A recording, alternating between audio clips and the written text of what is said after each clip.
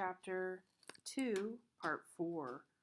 If you're looking at your regular PowerPoints, this is the second regular PowerPoint on Canvas. Texture and pattern are, we're still in the elements, so texture and pattern, along with color and line and light that we already covered, are part of the elements and principles of art, or the elements broken down. Texture is a tactile surface, so this particular piece has a lot of actual real texture. We will also get into simulated textures, but this is a real texture that if we were to run our hands across this, we would feel this. Now, this would be very smooth where the stone is carved really flat and smooth here, and then it would be bumpy where we would feel these other three-dimensional pieces here. So it's physical touch, tactile texture. It's a real object, has real texture. Simulated textures, those are going to be things in painting. So really, there's a big difference with elements and principles here with two-dimensional art and three-dimensional art, and you want to pay attention to that. Painting has a lot of things like a light source, and even though this is a photograph with a light source of a sculpture, this is still a sculpture, and the light source really doesn't come into play. And I know that was confusing with Louise Nevelson's piece, but just keep that in mind. So in here with the mosaic, it has an inherent texture. This is actually a flat, two-dimensional. I mean, now mosaic's kind of one of those gray areas where it's almost 3D, because it is objects. It's small pieces of tile put together, glass or tile or rock sometimes, but it's put together and it's in little tiny segments, which it's hard to see in here. You can see it a little bit on his forehead and so on. But there's little tiny segments here, and it's created out of these stone pieces, but it's trying to give a little bit of texture with like his robes and his shirt and so on like that.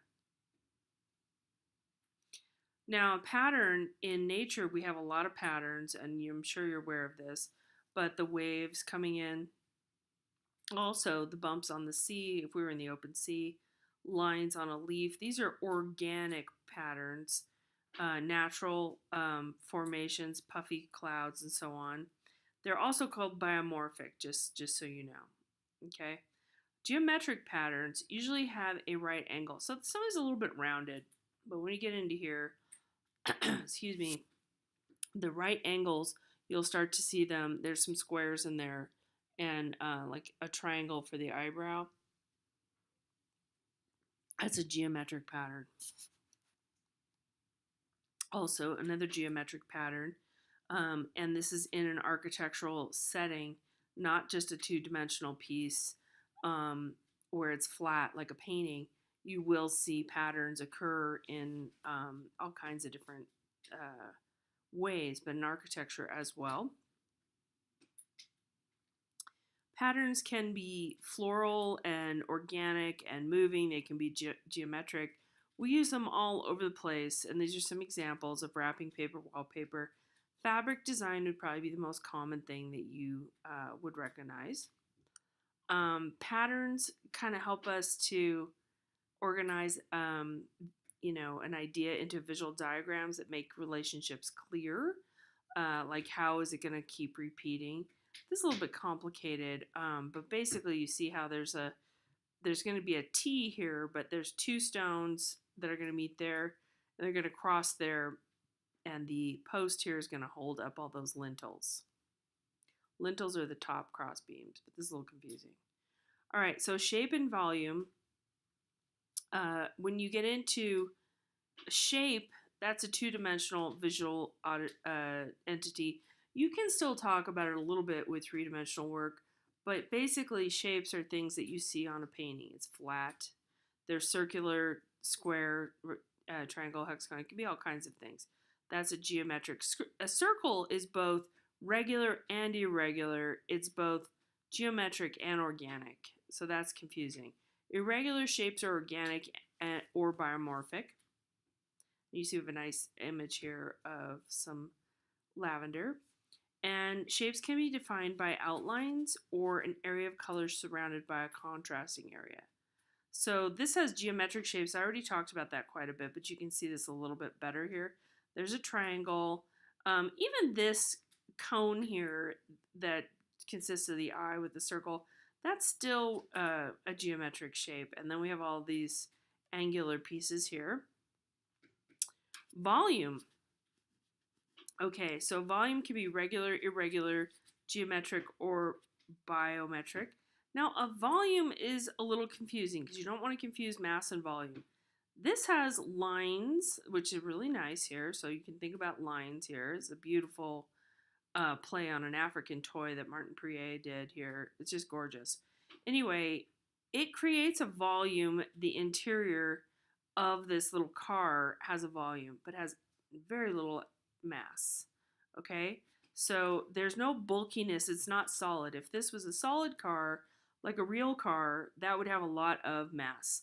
So an open wire frame structure can have a large volume but little mass. So it's a good example of something that's going to take up a certain amount of space. It has an interior space to it, which is a little hard to determine in this particular piece, this photograph, but it has an interior space. It takes up some space, but it has volume, but it does not have mass. Okay, space is a little bit different than volume and mass. What you're thinking about is the recesses. Like you're thinking about these open areas. So you want to think about the positive and negative space. So in this particular case, a little bit tricky because this has got some distortion in it, but that's a positive piece of architecture. Lintels going across here, posts here, and this is empty space here, okay? So that's the positive, that's the negative. A little bit hard to see here. Planar space, and this won't come in too often, height and width of picture surface. So that's the picture plane, that's the flatness of the canvas. So that's the height and width of the picture. So that's this versus that. So we know how large it is. It's 22 inches high by 16 inches wide. Now we get into perspective. It's a little bit confusing.